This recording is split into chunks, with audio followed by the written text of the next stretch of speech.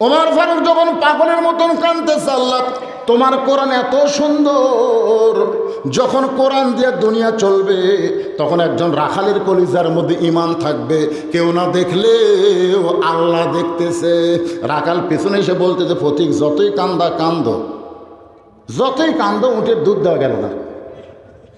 ওর ফারুক কয়, ভাই রে, উটের দুধের কোনো দরকার আমার নাই, খালি আমি জানতে চাচ্ছি তুমি না দেখা আল্লাহকে কলিজার মধ্যে জায়গা দিয়ে তুমি যে আল্লাহর কোরআন অনুযায়ী চলতেছো, এর বিনিময়ে তোমার চাহিদা কি আছে? সঙ্গে সঙ্গে ওমরের চোখ দিয়ে দর করে পানি আসতেছে, আল্লাহ তোমার কোরআন যখন দুনিয়াতে চালু থাকবে, কোরআন মোতাবেক যখন মুসলমান চলবে, তখন ওমর ভুল করলে একটা রাখাল পর্যন্ত সেই ভুল ধরবার পারবে। আজকে মসজিদে 4 রাকাত আসরের ফরজ নামাজের 3 রাকাতে যদি ইমাম সাহেব বসে, একটা ভ্যানালা ধরবার পারবি না? যদি সে 5 ওয়াক্ত নামাজে হয়, ওই জানে আসর কয় রাকাত, বৈঠক কয়টা, 2 রাকাত পরে 1 বৈঠক হবি, 4 রাকাত পরে 1 বৈঠক হবি। কিন্তু ইমাম টাইটেল পাস, দাওরা পাস, ইচ্ছা মতো সৈরাচারি হয়ে 3 রাকাত বসেছে, তখন অটো ভ্যানালা আল্লাহু আকবার। কি এলি সমাজের চেয়ারম্যান, সমাজের এমপি কত ভুল করতেছে, তুই তো কোনোদিন আল্লাহ আকবার দিতে পারিস না। আজকে দাওরা পাস, টাইটেল পাস, একদিন 4 রাকাত পড়াছে, আজ 3 রাকাত বসিছে, তোর আল্লাহ আকবার কল হয় কেন? তার মানে বুঝাচ্ছে মসজিদের মধ্যে আল্লাহ ছাড়া অন্য কারো আইন চলবে না। ইমাম আল্লাহর হুকুম মোতাবেক নামাজ পড়াও, সৈরাচারী হয়ে বসলে আমরা লোকমা দিয়ে তোমাকে খাড়া করে দিব। ধরে কোন কথা ঠিক কি না? আল্লাহর কোরআন চলতেছে মসজিদে, এই জন্য নেতাকে স্বৈরাচারী হওয়ার সুযোগ নাই।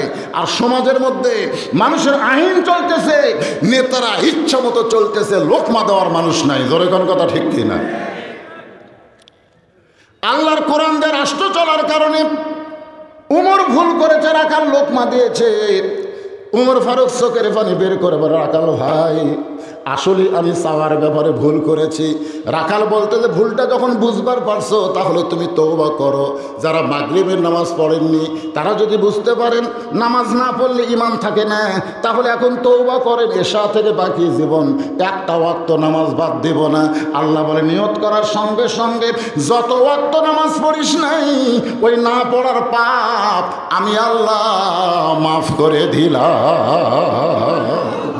এর নাম হলো তৌবা, এর নাম হলো ফিরে আসা, বেনামাজি থেকে নামাজের দিকে ফিরে আসা। কিরে যুবক, বুড়া হলে নামাজ পড়বে? বুড়া হলে একটা বুড়া কাল্লা কিছুই হবে না, খালি বলবে তোমার শৈশবকালের বুড়াকাল আমি মাফ করে দিলাম, খালি যৌবনকালের হিসাব দিয়ে জান্নাতে যাও। এই জন্যই যৌবনকালেই নামাজ পড়া লাগবে বাজান। বুড়াকালে পারবেন ঠিক মতো রুকু সেজদা করবার? কি করা লাগবে? হাঁটুর উপর হাত দেয়, তার উপরে উনি একবারে মারতেছে, আবার ওটার সময় ভাই 3-4 বার ঠেলে ঠেলে ঠেলে ঠেলে তারপরে কি। এই জন্য 7 বছর থেকে নামাজের তালিম দাও, 10 বছর থেকে নামাজ জোর করে ধরাও। নামাজ হলো সরকারি চাকরির মতন ইবাদত। সরকারি চাকরি যেমন সব বয়সে হয় না, নামাজ কিন্তু সব বয়সে হবে না। সরকারি চাকরি যেমন বুড়া বয়সে পেনশন পায়, বুড়া বয়সে ঠিক মতো রুকু সেজদা করবার না পারলেও তোমাকে সিয়ারেলে মসজিদে যাওয়া যাবে না, পেনশন হিসাবে আল্লাহ তোমাকে সওয়াব দেবে। ধরে কোন কথা ঠিক কিনা? কথা কান ঠিক কিনা? একটু মনোযোগ দিয়ে শুনবেন। ওমর ফারুক বলে, রাখাল ভাই তাহলে আমি তওবা করি। রাখাল বলে, তুমি মূর্খ মানুষ, তুমি তওবা কেমনে করবা? আমি তওবা করাই, তুমি আমার সঙ্গে তওবা পড়ো। কারণ চাওয়ার ব্যাপারে যে সতর্ক হয় না সে হলো দুনিয়ার সবচাইতে বড় মূর্খ। সে যদিও ডক্টর কামাল হয়, ডক্টর কামাল যিনি বাংলাদেশের সংবিধান লিখছে, তিনি 18 সালে শাহজালালের মাজারে গিয়ে দলবল নিয়ে দোয়া করতেছে, বাবা এবার আমরা ভোটার ডানাছি। শালা একটাও নামাজ পড়েনি, বাবার কাছে যায় ভোটার ডালানোর কথা কয়। আল্লাহ বলেছেন, ইয়া আইয়ুহাল্লাযীনা আমানুস্তাঈনু বিস-সাবরি ওয়াস-সালাত। যদি ভোটে জিতবার চাও, যদি কিছু পাবার চাও, তাহলে বাবার মাজারে না গিয়া নামাজের মাধ্যমে আমার আল্লাহর কাছে চাও। জোরে করে চাইতে হবে কার কাছে? তুমি কেমনে তওবা করবা? রাখাল ওমরকে বলতেছে, বরং আমি তওবা করাই, তুমি আমার সঙ্গে তওবা পড়ো। উমরের চোখ দিয়ে পানি পড়তেছে, আল্লাহ তোমার কোরআন যখন দুনিয়াতে চালু থাকবে, উমর ভুল করলে একটা রাখাল পর্যন্ত তাকে তওবা পড়ানোর সুযোগ পাবে। সুবহানাল্লাহ। এবার রাখাল তওবা পড়াচ্ছে, আস্তাগফিরুল্লাহ রব্বি পড়েন, আস্তাগফিরুল্লাহ রব্বি মিন কুল্লি জামবি ওয়া তুবু ইলাইহি। কে তওবা বললে কি পাপ হবে? আর তায়েবু হাবিবুল্লাহ, তওবা করলে আল্লাহর দোস্ত হয়। তো সবাই করেন না কেন? আস্তাগফিরুল্লাহ রব্বি মিন কুল্লি জামবি ওয়া তুবু ইলাইহি লা হাওলা ওয়ালা কুওয়াতা ইল্লা বিল্লাহিল আলিয়্যিল আযীম। ওমর ফারুক তওবা করার পরে বলতেছে, ও রাখাল ভাই, আল্লাহর হস্তে উঠে এক পেয়ালা দুধ দাও, যেই দুধটা পান করে আমি ক্ষুধা তৃষ্ণা নিবারণ করতে চাই। রাখাল মুচকি মুচকি হাসে। ওমর ফারুক বলে, আবার হাসো কেন? রাখাল বলে, পথিক তওবা করার পরে তুমি যে মুনাফিক হয়ে গেলে। তওবা করার পরে কি ভাই, গতটা আমি যা করছি ভাই, আমি গরিবের বন্ধু জনদরদি ভাই, এইবার খালি একবার ভোট চাই। ভোট দিলে যা আসলো তাই, যা আসলো তাই। আমাকে একজন বলতে, হুজুর 7ই জানুয়ারি কি হবি? আমি কিন্তু জানি, সব জানি। জানার পরে আমি হুজুর মানুষ তো, আমাকে হুজুর 7ই জানুয়ারি কি হবি? আমি বলছিলাম যা আসলো তাই হবি। কি হবি বুঝিস না? তো তওবা করার পরে তুমি যা ছিলে তাই। ওমর ফারুক বলে, রাখাল মুখে যা আসে তা বলবো না। আমার মধ্যে মুনাফিকের কি দেখলে? রাখাল বলতে তত রাগ করিস না ভাই। রাখাল কি জানে এটা কে? জানে না তো। এত রাগ করিস না ভাই। লিমা তাকুলু মা লা তাফালুন। তুমি অন্তর দিয়ে খেয়াল করে দেখো তো, তোমার মুখের সাথে মনের মিল আছে। আমি যদি উটের মালিক হইতাম, তুমি আমাকে রাখাল বলতে না। আর যখনই রাখাল বলেছ, তখন তোমার মন বলতেছে আমি উটের মালিক না। আর মালিক বাদ দা রাখালের কাছে কেউ আল্লাহর হস্তে চাইলেও রাখাল দিবার পারবে। যদি তুমি চাও এখান থেকে 10 মাইল দূরে মালিকের বাড়ি, সেই মালিকের বাড়ির দরজা দিয়ে বলো, মালিক তোমার রাখাল উট আর দুম্বা চড়াই। তুমি মালিক যদি হুকুম দাও, তাহলে রাখাল আল্লাহর হস্তে উটের এক পেয়ালা দুধ দিবে। ওমর ফারুক বলে, রাখাল ভাই অত দূর কষ্ট করে মালিকের বাড়ি যাওয়ার দরকার নাই, বরং তোমাকে 2টা টাকা দিলাম, এই 2টা টাকার বিনিময়ে তুমি উটের এক পেয়ালা দুধ দাও। রাখাল মুচকে মুচকে হাসে। ওমর ফারুক বলে, রাখাল হাসো কেন? বলে, হাসার কারণ হলো তুমি হযরত ওমরকে চিনো। এই তুমি হযরত ওমরকে চিনো? উমরকে যদি চিনতে, এরকম বেয়াসাইজা কথা বলতে না। উমর চুম করে বলতেছে, কি বেয়াসাইজা? বেয়াসাইজা বোঝো না? উমরের গুপ্ত বাহিনী যদি দূর থেকে দেখ পারবা, যে তুমি মালিক বাদ দা রাখালকে 2 টাকা ঘুষ দিছ, আর রাখাল মালিক ছাড়াই তোমাকে উঠে এক পেয়ালা দুধ দিল, তাহলে তোমাকেও ধরবে আমাকেও ধরবে। এ বুড়া বয়সে ধরা পড়বার চাও? ওমর ফারুক বলে, রাখাল ভাই আসলেই তাই রে, আমার খেয়াল নেই। আমরা পাহাড়ের গুহার মধ্যে যাই, তোরে গোপনে 2 টাকা দিব, তুমি গোপনে 1 পেয়ালা উটের দুধ আমারে দিবা, তাহলে তোমার মালিকও জানতে পারবে না, ওমরের গুপ্ত বাহিনীও ধরতে পারবে না। রাখাল চিল্লে বলে, তুমি ভণ্ড, তুমি ভণ্ড, তুমি ভণ্ড। ওমর ফারুক বলে, রাখাল আমার মধ্যে ভণ্ডামির কি দেখলাম? রাখাল বলে, পথিক ওমরের গুপ্ত বাহিনী দেখতে পায় না, আমার মালিক জানতে পারে না, কিন্তু গুহার মধ্যে দেওয়া নেওয়া করলে রাখালের আল্লাহ দেখতে পায়। লিল্লাহি তাকবীর। কেউ না দেখলেও কে দেখে? খালি একটা বিশ্বাস, কেউ না দেখলো আল্লাহ দেখতেছে। 115টা মেরা ফেলবি, 115টা মেরা ফেলবি, কর না কেন? কে দেখতেছে? আর 2 কান্দের ফেরেশতা মানে ঘুম পাড়তেছে, ওইখানে সমানে মুড়ি ছিটতেছে, মারতেছে, ফিরতেছে, মারতেছে, আর কান্দের ফেরেশতা ঘুম পাড়তেছে। তোমার 2 কান্দে 2 মোহরি লেখিতেছেন ডায়েরি, 2 কান্দে 2 মোহরি। এ গান গাইলে গুনাহ হবে? এই যে ছেলেরা ধরে কো, দুই কান্দে দুই মুহুরি লেখিতেছেন ডায়েরি, দলিল দেখে রায় দিবে, টাকা পয়সার নাই কারবার। আসেন আমার মুক্তার, আসেন আমার বারিস্টার, শেষ বিচারের হাইকোর্টেতে তিনি আমায় করবেন পার। আমি পাপী, তিনি জামিনদার, মনের ঘরে তালা দিয়া চাবি নিয়া আসেন সাই। কোনো গুনাহ হবে না ভাইরে, সবাই কোরআনের গান। মনের ঘরে তালা দিয়া চাবি নিয়া আসেন সাই, আমি অধম সাধ্য কি তার হুকুম ছাড়া বাইরে যাই, হুকুম ছাড়া বাইরে যাই। মনুরে পারাপারে থাকলে তারা সঙ্গে নিয়ে গাড়ি ভাড়া, জবাবদিহি করতে হবে ধরলে টিকিট কালেক্টর। আমি পাপী, তিনি জামিনদার, কেরামান কাতিবিনা ইয়ালামুনা মা তাফআলুন।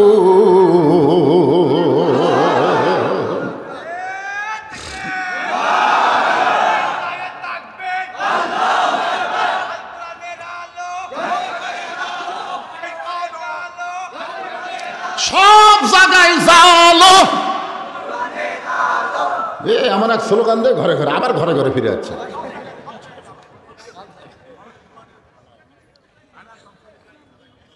এই স্লোগান আগে দিবে, সব জায়গায় জালো, আল কোরআনের আলো। রাজি আছে না? না, এই স্লোগানটা আপনার পাল্টাবেন ভাই, একটু মনোযোগ দিয়ে শুনবেন। ওমর ফারুক এক দৌড়ে পাহাড়ের পাদদেশে গিয়া যায় নামাজ বিছায়া 2 রাকাত সালাতুল শুকর নামাজ পড়ে আল্লাহর কাছে বলতেছে, আল্লাহ তোমার কোরআন এত সুন্দর। সুবহানাল্লাহ বলেন। আজকে বাংলাদেশের মুসলমান কোরআন কেমন এটা জানি না। ওমর ফারুক কান্দের বলে, আল্লাহ তোমার কোরআন এত সুন্দর, তোমার কোরআনের তেলাওয়াত জারি থাকার কারণে একজন রাখাল না দেখা আল্লাহকে কলিজার মধ্যে জায়গা দিয়ে ভাবতেছে, কেউ না দেখলেও আল্লাহ দেখতেছে। যতদিন পর্যন্ত মানুষের তৈরি আইন যা বাংলাদেশ চলবে, ততদিন পর্যন্ত কেউ না দেখলো আল্লাহ দেখতেছে, এই বিশ্বাস মুসলমানের কলিজায় আসবে না। আপনি যতই নামাজ পড়েন, রোজা করেন, জিকির করেন, 2000 টাকার জুতা বড় মসজিদে জোহর নামাজ পড়বার গেলে মন বলে দিবে, ভাইরে বেড়া থুস না রে, কারণ বাইরে হয়ে দেখবো পুরানটা আছে, নতুনটা নেই, কি দরকার ভাই। চোরের ভয় জুতে হাততলে মসজিদের মধ্যে যায়। আল্লাহ কয়, চোরের ভয় আমার ভয় একই কলিজার মধ্যে রয়, তোর নামাজ কোনোদিনও হয় না ফাওয়াইলুল লিল মুসাল্লিন। শুধুমাত্র আল্লাহর ভয় নিয়ে নামাজ পড়তে হবে, দরকার হলে জুতা চোরের হাত কেটে দেওয়া লাগবে। কথা কন না কেন? আপনার এখন সে আইন মনে হয় কোরআনে নাই। একটা বলতে জেলার চোরের হাত কাটলে জুতা চোরের কারণে, ওরে বাবারে, জুতে খালি সোনার টোপলাও যদি দরজার থয়, কেউ যদি হাত লিয়া যাবার চাই, মানে চোরের হাত যাবার চাই, প্রথম যাবার চাবি, কারণ ইমান বলবি দেশ না, এই হবি। কি বলতেছেন? মানুষের তৈরি আইন আর আল্লাহর আইন।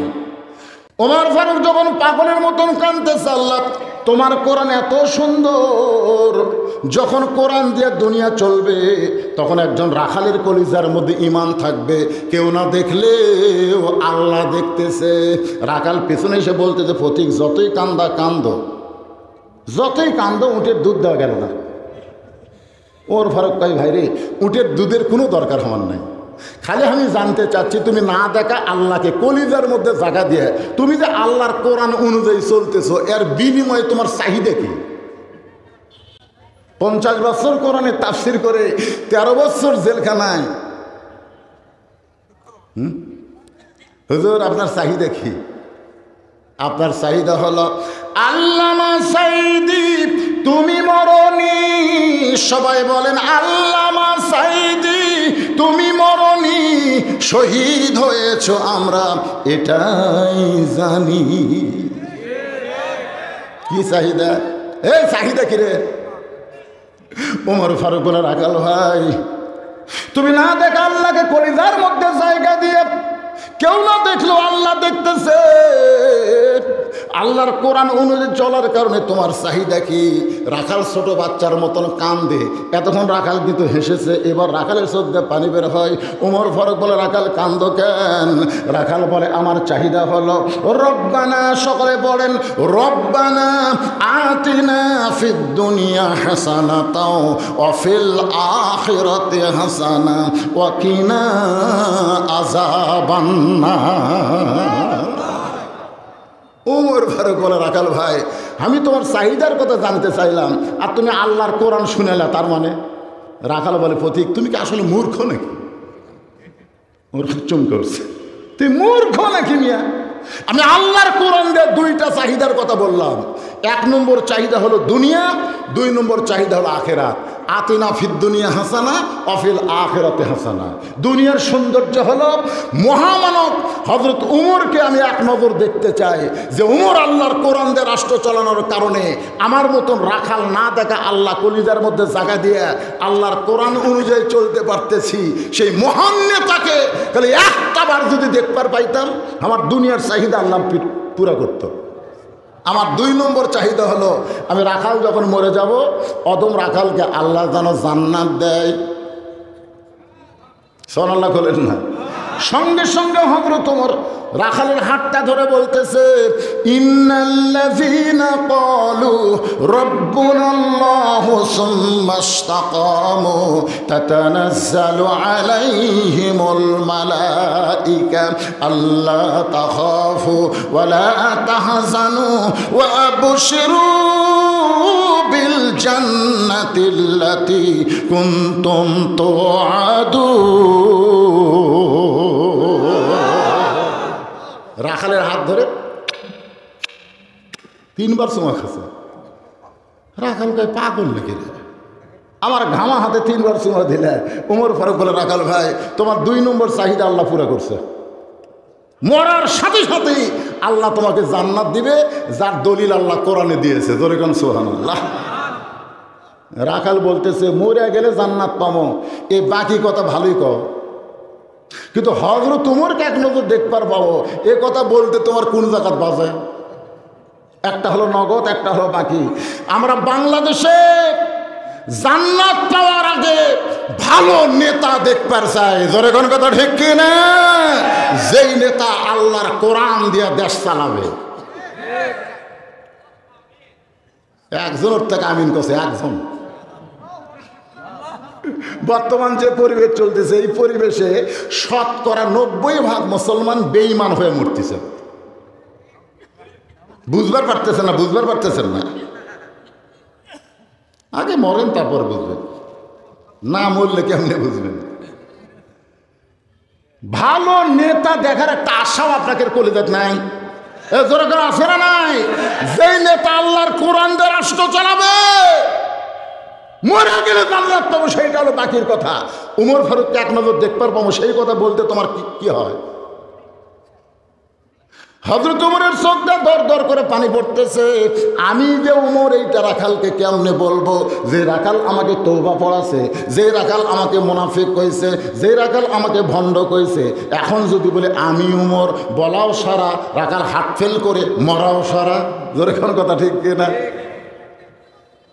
যদি বলি, ভাই তুই যে উমরকে দেখবার চাস না, আমি সেটা রে, কারণ তওবা পড়াছে। তোর এখন কি পড়াছে? কথা কন না কেন? মুনাফিক কছে, ভণ্ড কছে, যে রাস্তা দিয়ে গেলে শয়তান কয়দিন যায় না। সে উমরের একটা ভয় প্রত্যেকটা মুসলমানের অন্তর আছে না নাই? তোর এখন আছে না নাই? উমরের ভয় এক যুবক মদের বোতল নিয়ে আল্লাহর কাছে কাঁদতেছে, আল্লাহ আয় আয় আয় আয় আয়, উমর যদি দেখবার ভাই আমার হাতে মদের বোতল, আমার শেষ। আল্লাহ আল্লাহ আল্লাহ, ওর চোখের পানি দেখে আল্লাহ মদের বোতল দুধের বোতল বানিয়ে দিয়েছে। তোর এখন সুবহানাল্লাহ সুবহানাল্লাহ। হযরত ওমর বলতেছেন, রাখাল সত্যিই যদি তুমি ওমরকে দেখবার চাও, উদউ ইলা সাবিলি রাব্বিকা বিল হিকমাহ। ডাইরেক্ট যখন বলা যাবে না, তখন হিকমতের সাথে বলা লাগবে। বর্তমানে বাংলাদেশে অনেক কথাই ডাইরেক্ট বলা যাচ্ছে না। যেরকম ঠিক কিনা? টাঙ্গাইলের ওই পারে আমাকে একজন মেয়ে মানুষ একটা স্লিপ দিয়ে বলতে তো হুজুর মেয়ে মানুষ জোরে কথা বললে যদি পর্দার খেলাফ হয়, আপনারাই ওয়াজ করেন মেয়েরা জোরে কথা বললে পর্দার খেলাফ হয়, জোরে কোরআন পড়া যাবে না, তো বর্তমান প্রধানমন্ত্রী যদি জাতির উদ্দেশ্যে ভাষণ দেয় এটা শোনা কি? মানে এমন একটা প্রশ্ন দিছে, আমি তো যদি ডাইরেক্ট এখন উত্তর দিই ভাই আমার যমুনা পার হওয়া লাগবে না, তোর এখন কথা ঠিক কিনা। আমি চিন্তা করলাম তোরা কি মনে করছো রে বগুড়ার শোন, আমি এমন অ্যাঙ্গেল একটা মায়ের দিয়ে চলে আসলাম, আল্লাহ আমাকে ছাড়বি ওরাও আমাকে ধরবার পারবি না, ধরে কারণ সোহার আল্লাহ অ্যাঙ্গেলে মার আছে না নাই, ধরে কারণ আছে না নাই। উদউ ইলা সাবিলি রাব্বিকা বিল হিকমাহ মাউইযাতিল লিল হাসানা, জোরে সরে বলেন সুবহানাল্লাহ। ওমর ফারুক বলতেছে রাকাল ভাই সত্যি যদি ওমরকে দেখবার চাও তাহলে ফজরের নামাজ তোমাকে সামনে কাতারে আদায় করা লাগবে। ফজর যদি সামনে কাতার আদায় করতে পারো, মেহরাবের দিকে লক্ষ্য করে দেখবা যেই মানুষটা ইমামতি করতেছে ওই মানুষটি হলেন হযরত ওমর। আল্লাহর কোরআন দিয়ে যখন রাষ্ট্র চলবে তাহলে প্রধানমন্ত্রী 564টা মসজিদ বানাছে, এই মডেল মসজিদের ইমাম হবি কে? সব নেতারা কয় না আমাকে প্রধানমন্ত্রী 564টা মসজিদ বানাচ্ছে, আলহামদুলিল্লাহ আলহামদুলিল্লাহ, কিন্তু ইমামকে?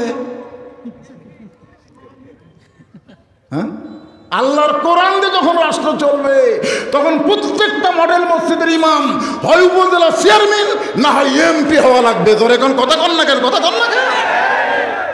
564 মসজিদের ইমাম যদি এমপি হতো, উপজেলা চেয়ারম্যান হতো, ওই শালা জায়েদ শালা ইমাম কর পারতো?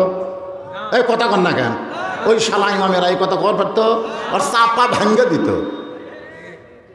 কিন্তু আমরা গরিবেরা কি করবো ভাই, চামড়া ফেতরা খাই আমরা মৌলবি হচ্ছি, জায়েদ খানি করছে, আমরা হলে ফেতরা খাইছি। চামড়া ফেতরা, আমার মেশকাত কেনার টাকা নাই ভাই, আমার বোকারি শরীফ কেনার পয়সা নাই ভাই। শালা একই বাপের দুই জন, একটা হাই স্কুল পড়ে ওর বাপ ঠিকই টাকা দেয়, মাদ্রাসার যেটা পড়ে ওকার টাকা দেয় না। আমি নিজে দেখছি, আমরা 4 ভাই, আমার বাপের কোনো মেয়ে নাই, আমরা 4 ভাই, আমার 3 ভাই জেনারেল শিক্ষিত, 2 কলেজের প্রফেসর, একটা প্রাইমারি হেডমাস্টার।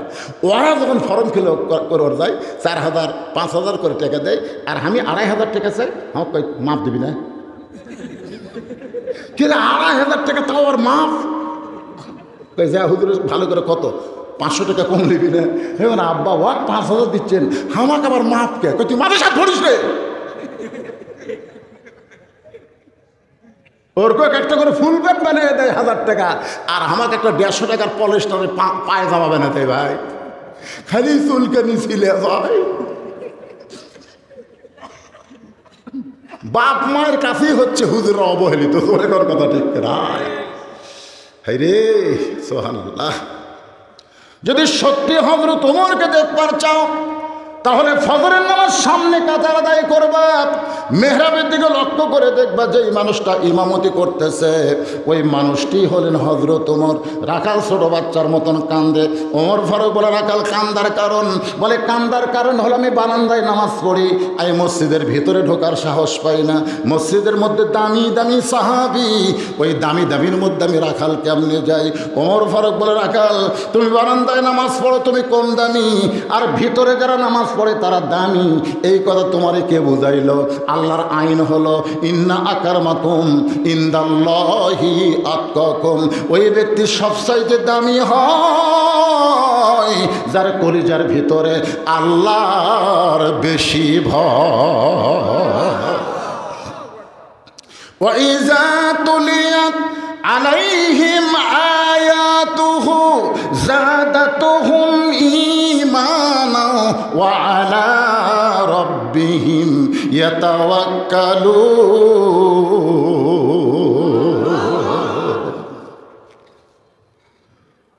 যাও সামনে কাতার নামাজ পড়বা। রাখাল এতদিন নামাজ পড়ছে বারান্দায়, জোরে কোন কোথায়? আজকে নামাজ সামনে কাত আদায় করবে। যেই মাত্র ফজরের আজান হয়েছে আজান শোনার সঙ্গে সঙ্গে রাখাল প্রতিদিন হেঁটে হেঁটে যায়। আজকে দৌড়ে দৌড়ে মসজিদের বারান্দায় গিয়ে বলতে, বারান্দারে মনটা খারাপ করিস না, আগামীকাল থেকে আবার বারান্দা। আজকে খালি দেখার জন্য ভিতরে ঢুকতে চাই। কি করার জন্যে? মসজিদের মধ্যে ঢুকবার গেলে নিজের ইচ্ছা মতো ঢোকা যাবে না, আল্লাহর আইন মোতাবেক ঢোকা লাগবে। তুমি যত বড়ই দল করো না কেন, মসজিদের মধ্যে ঢুকবার গেলে তুমি বামপন্থী দল করে ডান পায়ে ঢোকো কেন? তোমার দলে তকবীর নাই, তুমি সবাইকে নিয়ে দল করো, তুমি হলো বামপন্থী, তাহলে ডান পা মুনাফিকি। আল্লাহ বলেছেন আরাইতাল্লাযী ইউকাযযিবু বিদ্দীন, ধর্মের নামে মিথ্যাবাদী তারাই যারা নেকের সিনেমা উপহার দেয়া ভোটের সময় বোরকা পরে ভোট চায়। জোরে কোন কথা ঠিক না? এই শালীরাই হলো ধর্মের নামে মিথ্যাবাদী। খুললাম আহিরে, তুই কি সিনেমা দেখালি রে? আর ভোটের বোরকা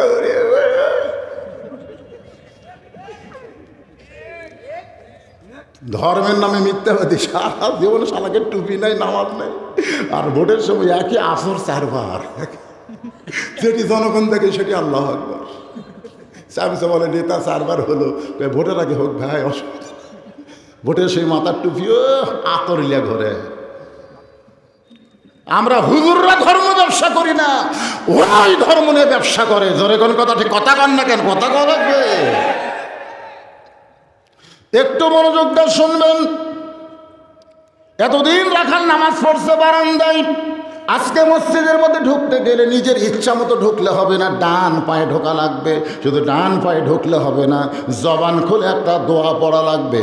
আল্লাহুম্মা আফতাহ লি, সকলে পড়েন আল্লাহুম্মা আফতাহ লি আবওয়াবা রাহমাতিক। এই দোয়াটা পড়ে রাখাল সামনে কাতারে যাবার চাই। প্রত্যেকটা সাহাবী নড়ে সরে রাখালকে সামনে যাওয়ার রাস্তা করে দেয়। রাখাল বুকের দিকে তাকায় বলে, কি ভাবলাম রে বারান্দায়, আর ভিতরে দেখতেছে কি? বারান্দার থেকে ভাবলাম দামি দামি, আর ভিতরের মধ্যে ঢুইকা দেখলাম সবাই এক দামি। সুবহানাল্লাহ। বারান্দার থেকে এতদিন কি ভাবছিল, কিন্তু ভিতরে ঢুকে দেখতেছি না, আওয়ামী লীগ, বিএনপি, জাতীয় পার্টি, যুদ্ধ অপরাধী সবই এক কাতার বাড়া। এটা কিন্তু ভাড়া থেকে বোঝা যাবে না। 14 দল 20 দল, খালি একবার ভিতরে ঢুকে দেখো। আমি নিজের চোখে দেখছি, ডাহা জামাতের কাছে ডাহা আওয়ামী লীগ ডাহা। আওয়ামী লীগ 4 আঙ্গুল সামনে গেছে, জামাত ইসলাম হাত ধরে টান মারতেছে, কাতার দেখিস না, সব জায়গার সামনে যাবার চাস, এটি কাতার বোঝা লাগবি রে। আওয়ামী লীগ বলতেছে, খেয়াল করিনি ভাই, তো কে টানতেছে, একবার খেয়াল করা দাও।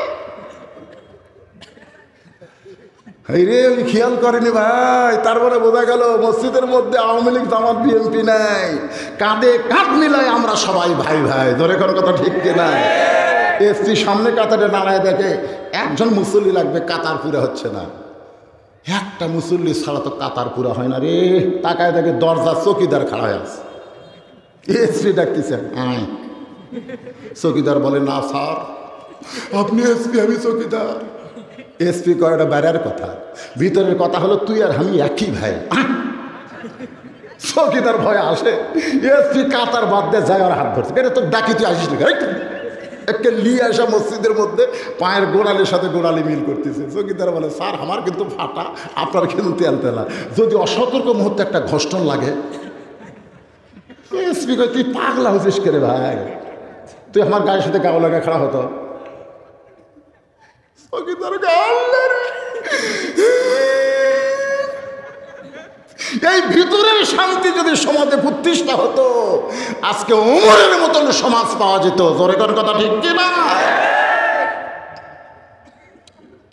এবার রাখাল সামনে কাতারে গিয়ে মেহরাব বরাবর দাঁড়ায়া, মেহরাব বরাবর সামনে কাতারে ফজরের আগে 2 রাকাত সুন্নত আছে না নাই?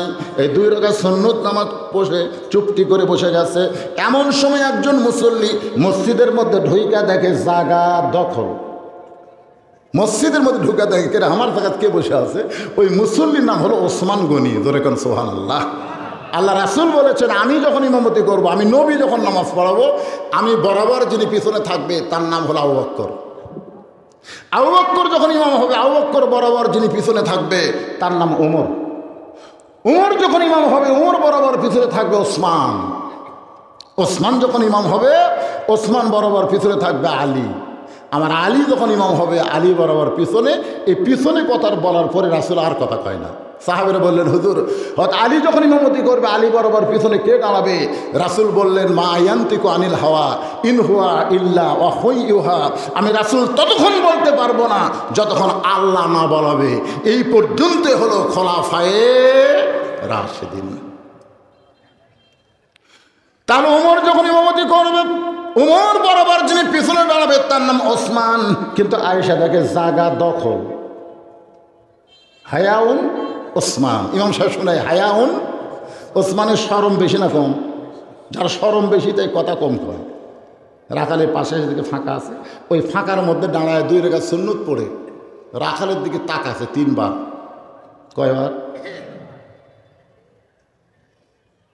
এই জন্যই তাকাচ্ছে, কিন্তু কোনোদিন আমি সামনে দেখিনি, আজকেই প্রথম দেখতেছি। এই মনে করে তাকাচ্ছে, ভাই অন্য কিছু মনে না। সবাই আমার ওয়াজ ইউটিউবে শুনছে, ধরে কোন কথা ঠিক কিনা। তারপরে এই ক্যামেরার ধারের যারা বসে এরা মাঝে মধ্যে ঘাড় ঘুতকাট করে দেখতেছে, আমি দেখতেছি তো, মানে ঠুঙ্গার কারণে দেখতে পাচ্ছে না। তো যদি সারা রাত আমার দিকে তাকা থাকেন আমি রাগ কর্ম, কিন্তু আমি যদি ভুটভুটি আলা হই, আমি যদি অটো ভ্যান আলা হই, তার আমার দিকে 2 বার তাকালি এই তাকাশ করে। মূর্খ মানুষের দিকে বারবার তাকালে ওরা খেপে যায়, আর শিক্ষিত মানুষের দিকে যতবার তাকান এরা খুশি হয়। যেই মাত্র 3 বার রাখালের দিকে ওসমান গনি তাকাইছে, সঙ্গে সঙ্গে রাখাল চিল্লা বলে, এই মিয়া বারবার কি দেখিস মিয়া? ওসমান গনি ভয়ের ঠায় খাড়া হয়ে গেছে। খাড়া হয়ে বলতেছে, ভাইজান আমি খালি তোমার দিকে 3 বার তাকাছি আর তুমি এত গরম। তোমার পরিচয় কি? আমার পরিচয় রাখাল। আর কি পরিচয়? ওসমান গনি মুসকি মুসকি হাসতেছে।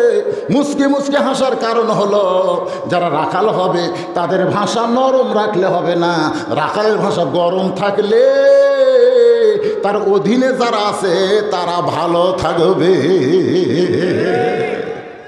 এখন আপনারা বলতেছেন, হুজুর আমাদের তো গরু